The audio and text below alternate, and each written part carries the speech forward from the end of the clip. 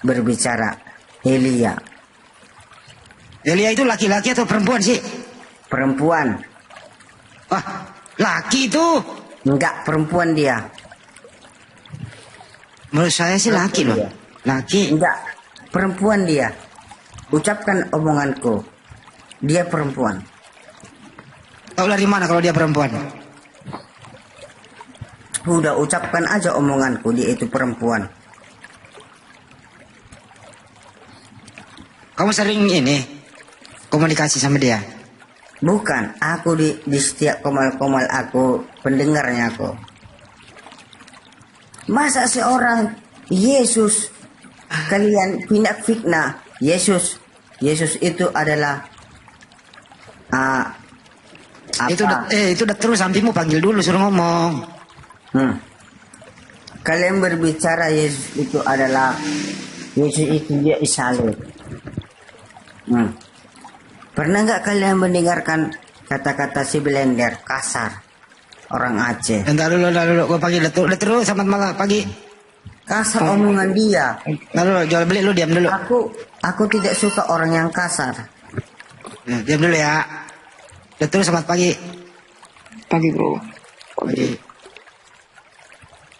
Udah mau disampaikan bang?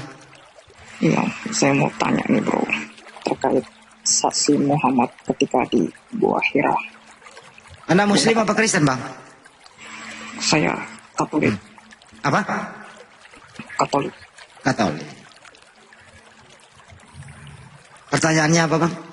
Saya mau tahu siapa saksi Muhammad di Gua Hira ketika menetapkan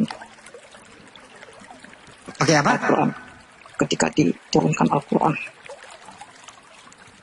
Suaranya kok gini banget ya? Dilipat-lipat lidahnya kenapa sih bang? Iya, saya sudah mau.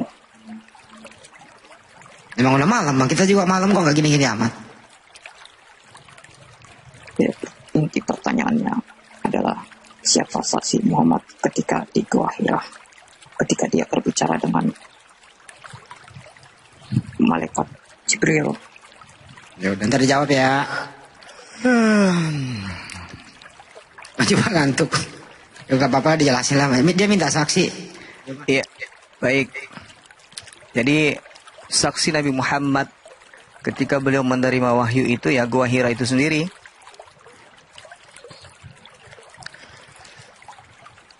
Gua Hira, malaikat dan Allah. Itu saksi beliau menerima wahyu.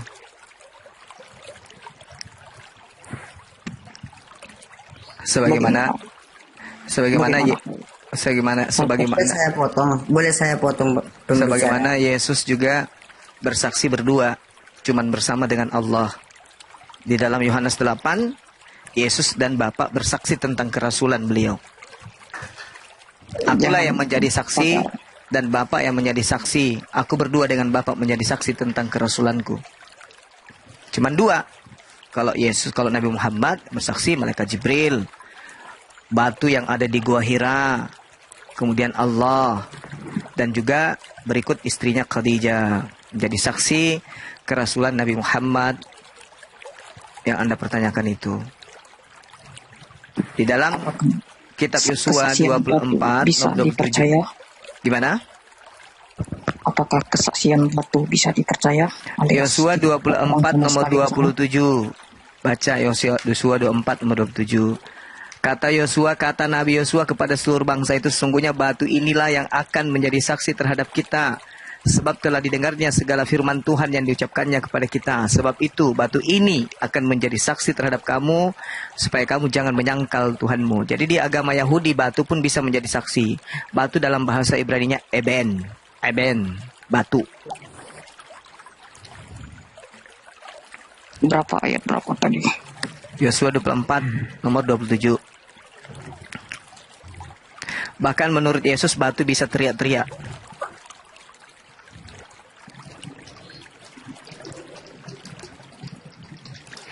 Bisa Anda baca di dalam Lukas 19. Lukas 19 nomor 40. Jawab Yesus, aku berkata kepadamu, Jika mereka ini diam, maka batu ini yang akan berteriak.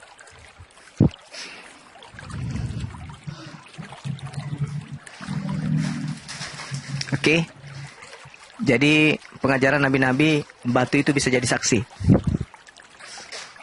Menurut pengakuan Yesus begitu. Di kitab Yosua juga demikian.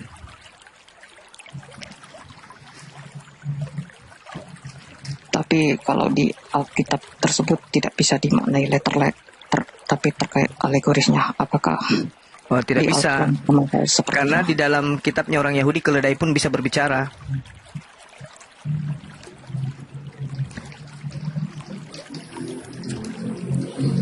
Bahkan Yesus mengatakan batu itu berbicara. Bilangan 22 nomor 28. Keledai bisa berbicara.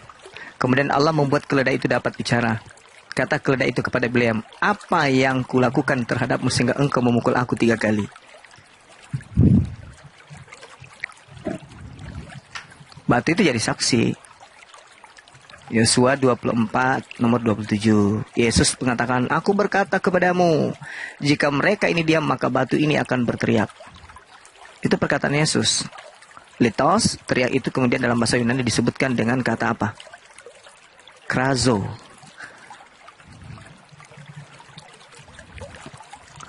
Saya boleh bertanya Bang.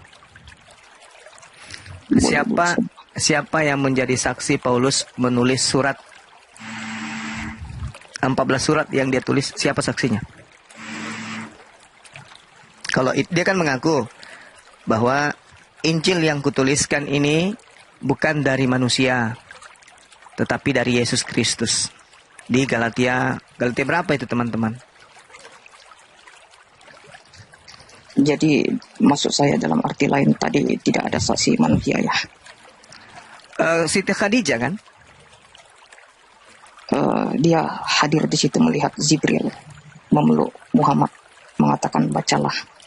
Aku tidak bisa baca. Pada saat sebelum kejadian, Nabi Muhammad SAW itu kemudian sudah menceritakan tentang mimpinya. Lalu diceritakan mimpi itu kemudian kepada Warakah. Dan Warakah mengatakan yang datang kepadamu adalah malaikat Namus. Yang dulu juga datang kepada Nabi Musa alaihissalam. Namus itu artinya hukum.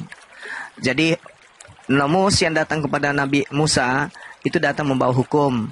Namus yang datang kepada baginda Rasul Muhammad SAW yang adalah Roh Kudus juga adalah datang membawa hukum. Itu sama itu.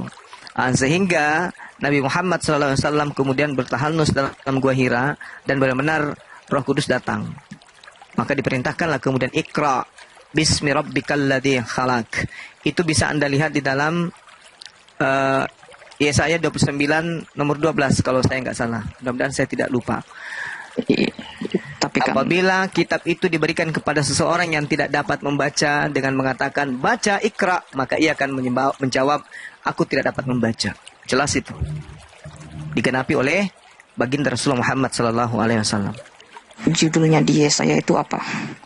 Yang jelas tidak ada seorang nabi pun yang pernah didatangi perintah untuk membaca sebuah kitab materai selain daripada baginda Rasulullah Muhammad SAW. Mau judulnya si buta mengintip, si gundul nyisir rambut, atau si ompong sikat gigi. Yang jelas Yesaya 29 nomor 12 tidak ada satupun nabi yang menggenap itu selain daripada baginda Rasulullah Muhammad SAW. Karena di situ adalah nubuat. Apabila kitab termaterai itu diberikan kepada seorang yang bisa atau tidak bisa membaca, maka orang itu kemudian berkata, aku tidak dapat membaca. Itu nubuat. Karena di situ diawali dengan kata ceper. Ceper itu artinya sesuatu yang akan datang. Cerita atau berita atau sebuah kitab atau sebuah ketetapan yang akan datang, yang akan diberikan dalam bahasa Ibrani Natan. Nah, siapa yang diberikan kitab yang tidak bisa dibaca, diawalinya tidak bisa membaca? Siapa? Ada selain Nabi Muhammad? Tak ada. Sekarang pertanyaan saya bisa dijawab. Dengarin dulu pertanyaannya dulu. Pertanyaan saya bisa dijawab. Siapa saksi Paulus menerima wahyu? Silakan bro, gantian lah. Anda jawab coba. Saksinya itu saya tidak tahu karena saya tidak mendalami. Paulus mengatakan menerima Injil dari Yesus. Nah, Injil yang diterima itu katanya yang dituliskan, yang diberitakan kepada kalian. Pertanyaan saya, siapa yang menjadi saksi pada saat itu? Dia menerima Injil dari Yesus, dan Injil yang mana tuh yang diterimanya? Bahaya ini pertanyaan ini. Iya, karena di dalam Galatia 1, nomor 11, nomor 12, sebab aku menegaskan kepadamu saudara-saudaraku bahwa Injil yang kuberitakan itu bukanlah Injil manusia. Karena aku bukan menerimanya dari manusia, dan bukan manusia yang mengajarkan kepada aku, tetapi aku menerima dari pernyataan Yesus Kristus. Tolong tunjukkan siapa saksinya. Dan Injil yang mana? Injil Paulus itu yang mana Injilnya dia?